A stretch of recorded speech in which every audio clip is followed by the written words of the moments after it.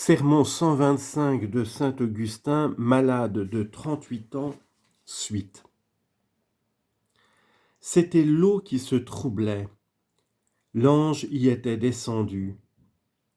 Aussi bien le Seigneur est-il nommé l'ange du grand conseil. Isaïe chapitre 9 verset 6 selon la Septante. Car il est venu annoncer la volonté de son Père. Ange signifie celui qui annonce. Et le Seigneur n'a-t-il pas dit qu'il nous annonçait le royaume des cieux ? Cet ange du grand conseil, ou plutôt ce Seigneur de tous les anges, était donc descendu.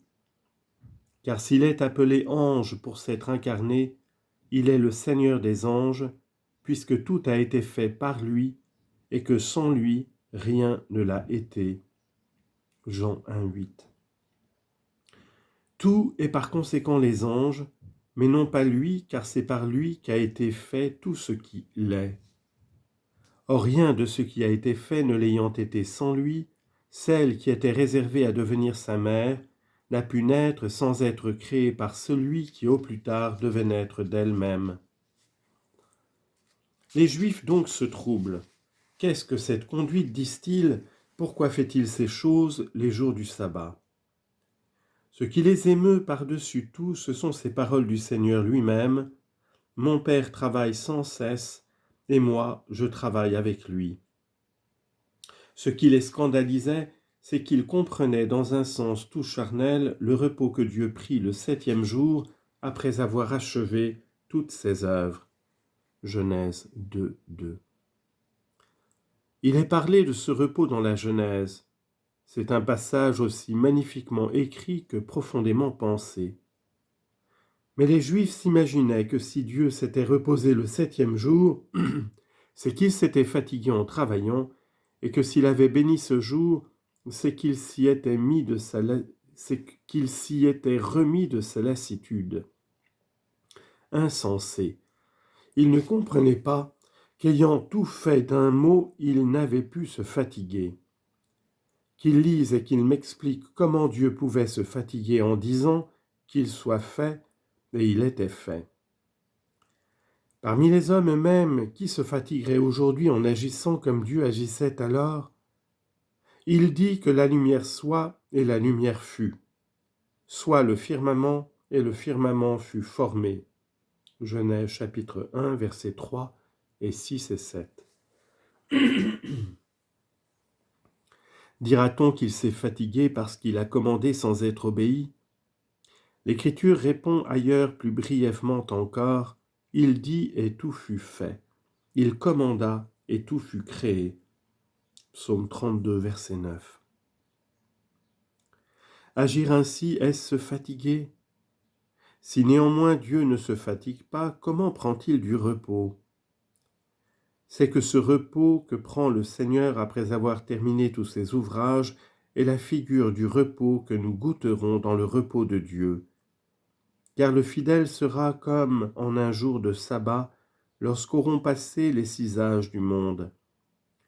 Ces 6 âges, en effet, sont comme 6 jours.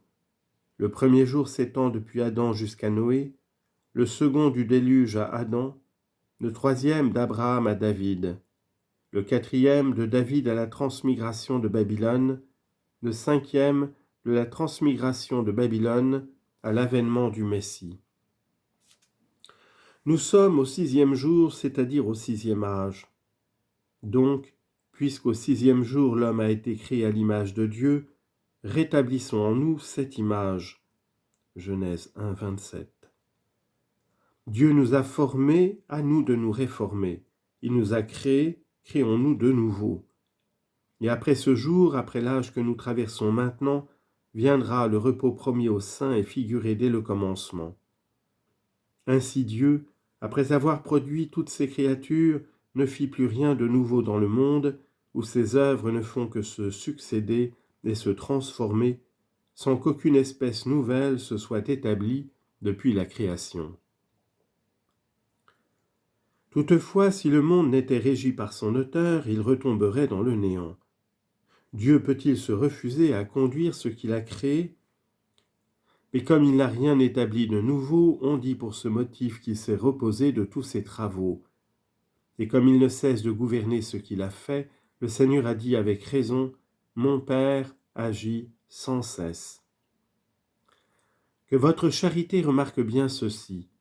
Quand on répète que Dieu s'est reposé après avoir fini, on veut faire entendre qu'il n'a rien ajouté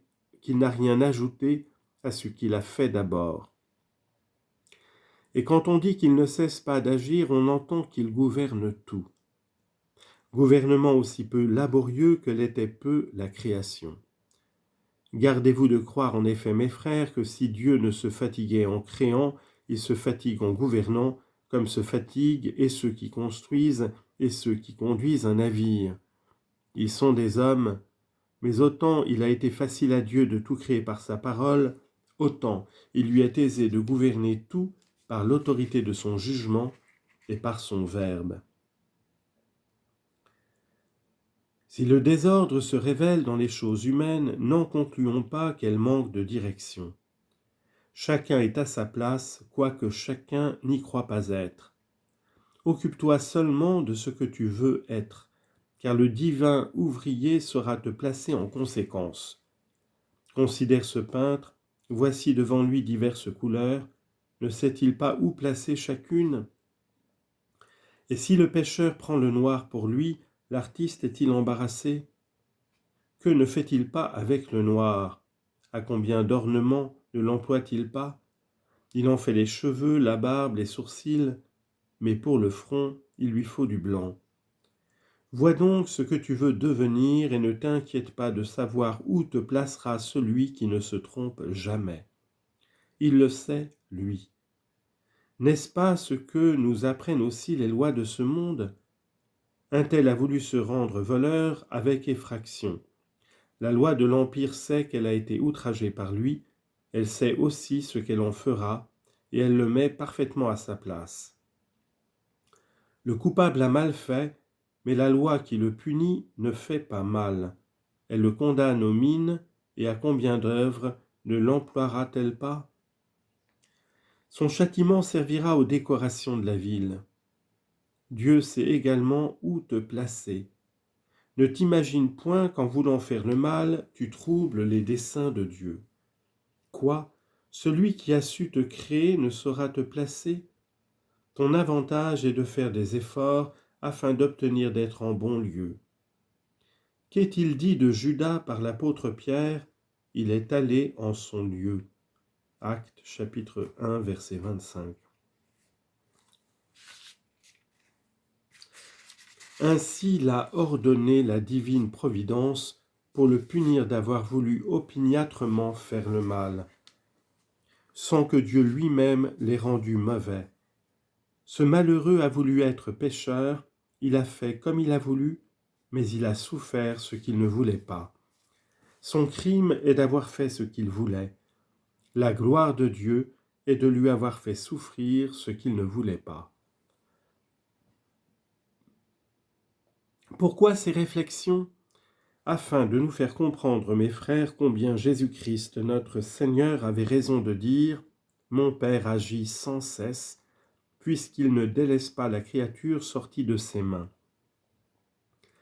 En ajoutant « Et moi j'agis comme lui », il indique qu'il est l'égal de Dieu. Mon Père agit sans cesse, et moi j'agis avec lui. Ainsi est combattue l'idée charnelle que les Juifs se faisaient du sabbat. Ils s'imaginaient donc que Dieu s'était reposé de ses fatigues pour ne plus rien faire. Mais à ces mots, mon Père agit sans cesse, il se trouble, et à ceci qui montre le Sauveur égal à Dieu, et moi, j'agis avec lui, il se trouble encore. Ah, ne craignez pas, c'est l'eau qui se trouble, c'est un malade qui doit être guéri. Qu'est-ce à dire ? Le trouble où ils entrent conduira le Seigneur à la mort. Le Seigneur souffre en effet, son sang, précieux et répandu, le pécheur est racheté, et la grâce accordée au coupable qui s'écrie « Malheureux homme que je suis, qui me délivrera du corps de cette mort ?» C'est la grâce de Dieu par Jésus-Christ notre Seigneur. Romains 7, 24 à 25.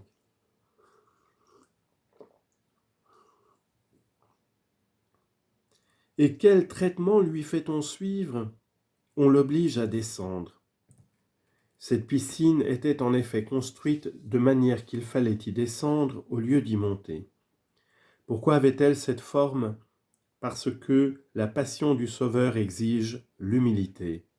Humble, descends, et si tu veux être guéri, garde-toi de l'orgueil. Pourquoi n'y avait-il qu'un malade pour guérir? Parce qu'il n'y a qu'une seule Église dans tout l'univers, c'est une recommandation en faveur de l'unité. Cette guérison accordée à un seul en est le symbole. Vois donc ici l'unité, et pour ne rester pas malade, garde-toi de t'en écarter.